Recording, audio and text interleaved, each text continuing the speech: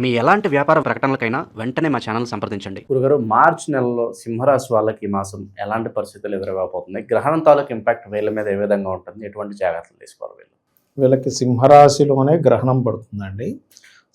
పాక్షిక గ్రహణం, సంపూర్ణ గ్రహణం కాదు, జస్ట్ 25 మినిట్స్ మాత్రమే ఉంటుంది. 6 గంటల 22 నిమిషాల నుంచి 6 గంటల 47 నిమిషాల వరకు ఉంటుంది. అయితే రాశిలో పడుతున్నందుకు కొంచెం ఏంటంటే అనీజీనెస్, కొంచెం మానసిక స్ట్రెస్ని ఇస్తుంది, అంతకుమించి ఏమి ఉండదు ఇక్కడ. అయితే దీంతోపాటు ఈ మార్చి మాసంలో సప్తమ స్థానంలో కుజరాహువులు, అష్టమంలో శని, రవి, శుక్ర, ఎందుకంటే రవి 14వ తేదీ నుంచి మారుతున్నాడు, లాభంలో గురువు, లగ్నంలో కేతువు, చంద్రుడు కూడా గ్రహణం.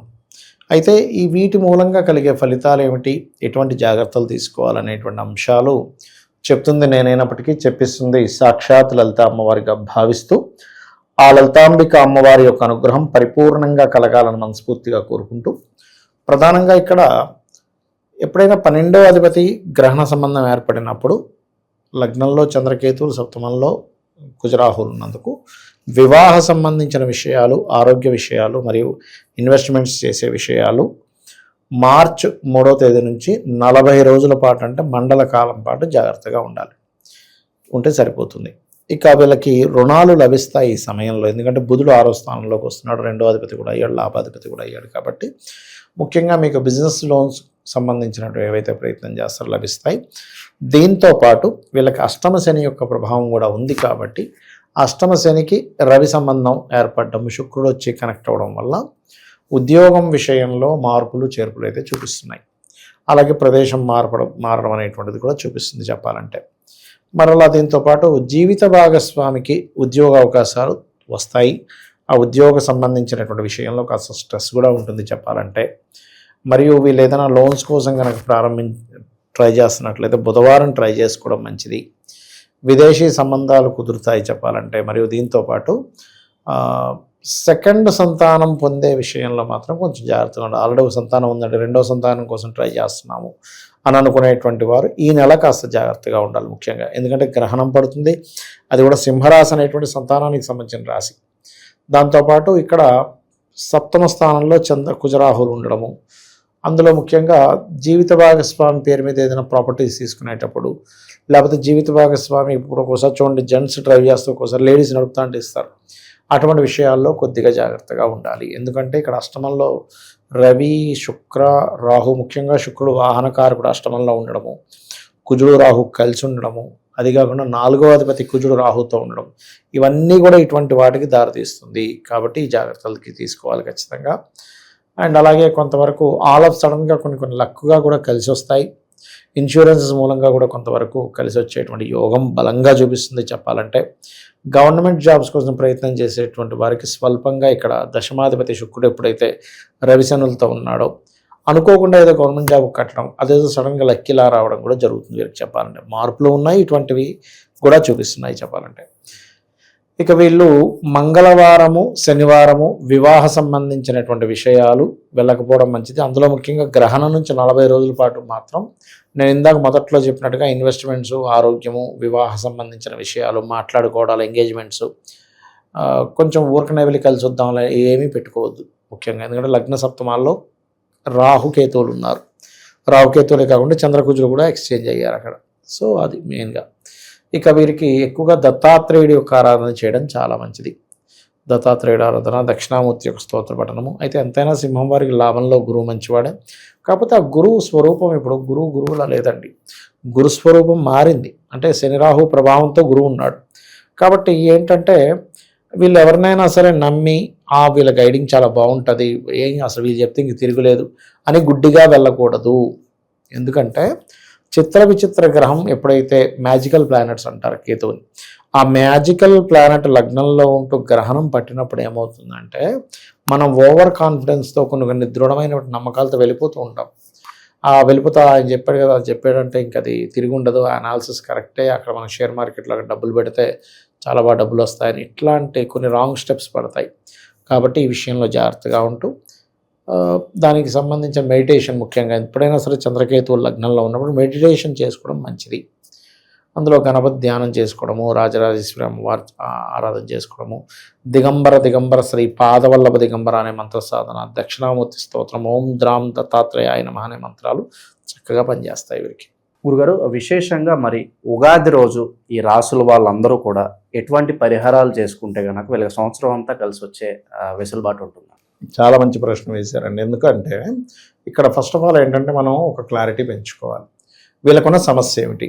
ఆర్థిక సమస్య, అప్పుల బాధలా, లేకపోతే హెల్త్ ప్రాబ్లం ఉందా, వివాహం అవ్వట్లేదా, జాబ్ రావట్లేదా, లేకపోతే వీళ్ళు చేస్తున్నటువంటి వ్యాపారం ఎంత కష్టపడి నిజాయితీగా ఉన్నా సరే వీళ్ళకి ప్రాబ్లం అవుతుందా అనేటువంటి అనేక అంశాలు ఉంటాయి. వీళ్ళు పాయింట్ పట్టుకోగలరు. ఆర్థిక సమస్య, వీళ్ళకి లగ్నం నుంచి 2వ అధిపతి ఎవరు తెలుసుకోవాలి. లేదంటే నాకు జాతకం తెలియదు, ఏమీ తెలియదు, మరి ఏం చేయాలి? కనీసం ఉగాది రోజైనా సరే ఓం సంపత్కరీ సమారూఢ సింధుర వ్రజ సేవితాయ నమః మంత్రం చేసుకోవడము, గోవులకి బెల్లం తినిపించడము, అదేవిధంగా కాస్త ఉలవలు దానంగా ఇవ్వడము, గ్రాసము తినిపించడం, ఇవి కనుక చేస్తే ఆర్థిక సమస్య ఖచ్చితంగా తగ్గుతుంది. అందులో ఎటువంటి సందేహం లేదు. కాకపోతే ఇక్కడ ఏంటంటే నువ్వు ఎంత కాన్స్టెంట్గా చేస్తున్నావు, ఎంత పర్ఫెక్ట్గా చేస్తున్నావు, ఎంత నమ్మకంగా చేస్తున్నావు ఈజ్ మోస్ట్ ఇంపార్టెంట్. ఇక రెండవది ఏంటంటే చాలామందికి ఏంటంటే ఉగాది నుంచి నా యొక్క జీవితం మారాలని ఉంటుంది. మీరు ఎవరికైనా కూడా ఉగాది పంచాంగంలో కూడా ఆదాయ వ్యయాలు చూసుకుంటుంటారు. ఇక్కడ నేను అనేది ఏంటంటే ఆదాయ వ్యయాలు జస్ట్ బేసిక్ థింగ్ వరకే. మిగతా అన్నీ కూడా ఏంటంటే నువ్వు ఆ రోజు నుంచి ఎటువంటి నిర్ణయాలు తీసుకుంటున్నావు, నీ టైం నువ్వు ఎలా బ్యాలెన్స్ చేసుకుంటున్నావు, నీ టైం నువ్వు ఎట్లాగా ప్లాన్ చేసుకుంటున్నావు అనే దాని మీద నీ అభివృద్ధి అనేటువంటిది ఉంటుంది. అయితే ఇక్కడ ఏంటంటే ప్రతి ఒక్కరికి కావాల్సింది సక్సెస్. కాబట్టి లలితా సహస్రనామాల్లో ఒక అద్భుతమైన నామం ఉంది సక్సెస్ పొందడానికి. ఏమిటది అంటే ఓం ఇంద్రగోప పరిక్షిప్త స్మరతూనా భజంగికాయై నమః. ఈ నామాన్ని ఎవరైతే రెగ్యులర్గా చాంటింగ్ చేస్తారో 100/100% వీళ్ళకి సక్సెస్ వచ్చి తీరుతుంది. ఇంకా అందులో డౌట్ ఏం లేదండి. కాకపోతే ఇక్కడ ఏంటంటే ఎప్పుడైనా ఒకటే ఏ నామమైనా మీరు కంటిన్యూస్గా చేస్తున్నారు లేదా, ఎంత నిష్టతో చేస్తున్నాము అని. కంటిన్యూటీ ఈజ్ మోస్ట్ ఇంపార్టెంట్ అండి. రోజు చేయాలి, శ్రద్ధగా చేయాలి. ఇది చాలా ఇంపార్టెంట్. రోజు చేయడం, శ్రద్ధగా చేయడం అనేటువంటిది మిమ్మల్ని అసలు మీరు ఊహించలేనటువంటి గొప్ప స్థితికి తీసుకెళ్తుంది మంత్రం. ఓకే, ఈ మంత్రం చేసుకోవాలి. అలా కాదు, కొంతమందికి ఏంటంటే ఉగాది మారింది కానీ మనకి ఏలినాటి శని ఉంది కదండి. ఇప్పుడు ఏలినాటి శని ఎవరెవరికి ఉంది? మేషం వారికి ఉంది, కుంభం వారికి ఉంది, అదేవిధంగా మీనం వారికి ఉంది కదా. కుంభం వారికి 1 సంవత్సరంలో అయిపోతుంది, మీనం వారికి 4 సంవత్సరాల దగ్గర పడుతుంది, మేషం వారికి ఏంటంటే ఇంకొక 6.5 సంవత్సరాల దగ్గర ఉంటుంది, 6 సంవత్సరాలు 3 నెలలు ఏమో ఉంటుంది. ఓకే, ఇక్కడ వీళ్ళకేంటి మారుతుంది కానీ సాటిస్ఫాక్షన్ ఉంటుంది. నేనేం చెప్తానంటే శని ఉన్నప్పుడు మనం భయపడాల్సిన పని లేదు. సింపుల్గా పోస్ట్పోన్ చేయకుండా ఉంటే చాలు. పనులు పోస్ట్పోన్ చేయకుండా, బద్దకించకుండా, కొంచెం ఎక్సర్సైజ్లు, వాకింగ్స్, శ్రమ పడేటువంటి దీంట్లో మనం ఉంటే, మనం స్వయంగా శ్రమ పడ్డప్పుడు శని భగవానుడు పని కట్టుకొని మనకు శ్రమ అనేవి ఇవ్వడు. సో అప్పుడు ఏమవుతుంది, ఉగాది నుంచి ఆటోమేటిక్గా మనకు సెట్ అయిపోతుంది ఒకటి. ఇంకొకటి ఏంటంటే ఓం అనాకలిత సాదృశ్య చుబుకశ్రీ విరాజితాయ నమః శని ప్రభావాన్ని పూర్తిగా తగ్గిస్తుంది. అట్లా ఇక హెల్త్ ఇష్యూస్ ఉంటాయి, ఉగాది నుంచి అయినా తగ్గాలని కోరుకుంటూ ఉంటారు. 2 విషయాలు చెప్తాను ఇక్కడ. ఎప్పుడైనా అశ్విని నక్షత్రం వచ్చిన రోజు కనుక ఆ రోజు మీరు మెడిసిన్ మార్చి అక్కడి నుంచి కాన్స్టెంట్గా మీరు కనుక ట్రై చేస్తే అశ్విని నక్షత్రానికి ఉండేటువంటి ప్రత్యేకత ఏమిటంటే మీకు సరైన మెడిసిన్ పడేలా చేస్తుంది. మీ మైండ్ మీకు తెలియకుండానే ఏ డాక్టర్ దగ్గరికి వెళ్ళాలి ఆ డాక్టర్కి వెళ్తారు. ఆ డాక్టర్ గారికి మీకు ఏ మెడిసిన్ ఇస్తే బాగుంటుందో స్ఫురణ కలుగుతుంది. ఆ మెడిసిన్ ఇస్తే తగ్గిపోతుంది. కొంతమంది చూడండి, అబ్బాయి ఎన్నో సంవత్సరాల నుంచి వాడుతున్నానండి, మారిన వెంటనే తగ్గిపోయింది అంటాడు. అదంతే, దాని సమయం యొక్క ప్రభావం. అలాగే మంత్రం ఏమిటి అంటే ఓం సర్వవ్యాధి ప్రశమని సర్వమృత్యు నివారణి అగ్రగణ్యా అచింత్య రూపా కలికల్మశనాశిని. అయితే ఎప్పుడైనా సరే ఏ నామం, అమ్మవారి నామాన్ని ఏది చేసినా దానికంటే ముందు కొంచెం సేపు శివనామ స్మరణ చేసుకోవాలి. నమశివాయ పంచాక్షరి చేసుకోవాలి. పంచాక్షరి చేసి అమ్మవారి నామం చేస్తే అద్భుతంగా పనిచేస్తుంది. అది ఇక ఉగాదిలో ఇక్కడ నేను చెప్పేది ఒకటే, ఉగాది పచ్చళ్ళలోనే మనకి చాలా విషయాలు ఉంటాయి. ఏంటి తీపి, వగరు, చేదాన్ని ఉంటాయి. అంటే దాని అర్థం ఏమిటి? అరే బాబు, నీ లైఫ్లో అన్నీ ఉంటాయి అని సింబాలిక్గా చెప్పం. ఇక్కడ ఏంటంటేనండి సమస్యలు అందరికీ ఉంటాయి. కొంతమంది ఎంజాయ్ చేస్తారు అదే సమస్యను పట్టుకుని, కొంతమంది బాధపడుతూ ఉంటారు. నువ్వు సమస్యని నువ్వు ఎంత ఎంజాయ్ చేస్తూ ఉన్నావు, నువ్వు బాధపడితే సమస్య తీరదు. ఒకటే నేను చాలామంది నాకు క్లయింట్స్ కాల్ చేసిన ఒకటే చెప్తా, ఏమంటే చాలా బాధగా ఉందని అంటే నేను ఒకటే చెప్తాను, ఏమమ్మా టెన్షన్ పడిపోతున్నాను సార్ నాకు ఈ టెన్షన్ వల్ల అంటే నేను ఒకటే చెప్తాను, అమ్మ ఇంకో 10 మంది కూర్చొని టెన్షన్ పడితే పోతుందా మీ సమస్య? 100 మంది కూర్చొని టెన్షన్ పెడదాం, పోతుగా.